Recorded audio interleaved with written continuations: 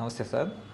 జనరల్‌గా ఆర్థోపెడిక్‌కి సంబంధించి ఎముకలు లేదంటే నడుము లేదా కీళ్ళ మార్పిడి లాంటి సర్జరీస్ ఎక్కువ హైదరాబాద్, విజయవాడ, గుంటూరు ఆ ప్రాంతాలకు వెళ్లి చేయించుకుంటుంటారు.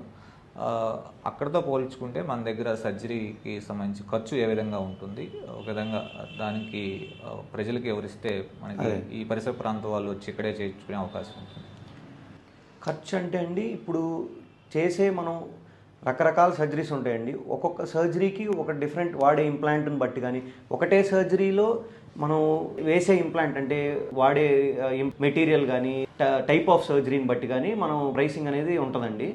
బట్ కంపారిటివ్గా మనం చేసే సేమ్ సర్జరీస్ మనకు గుంటూరు, విజయవాడలో, హైదరాబాద్లో చేసే అంటే మోకాలు మార్పిడి ఆపరేషన్ అవ్వనివ్వండి, కీ హోల్ ద్వారా ఆర్థ్రోస్కోపీ ద్వారా చేసే లిగమెంట్ రికన్స్ట్రక్షన్ సర్జరీలు అవ్వనివ్వండి, ఈ మామూలు కాంప్లికేటెడ్ ట్రామా సర్జరీస్ కానీ ఏవైనా అవనివ్వండి, సేమ్ సర్జరీస్. కాకపోతే కంపారిటివ్గా మనకి పెద్ద సిటీస్లో చేసే ప్రైసెస్ కంటే మన దగ్గర ఒక 20-30% తక్కువకే అవుతాయండి.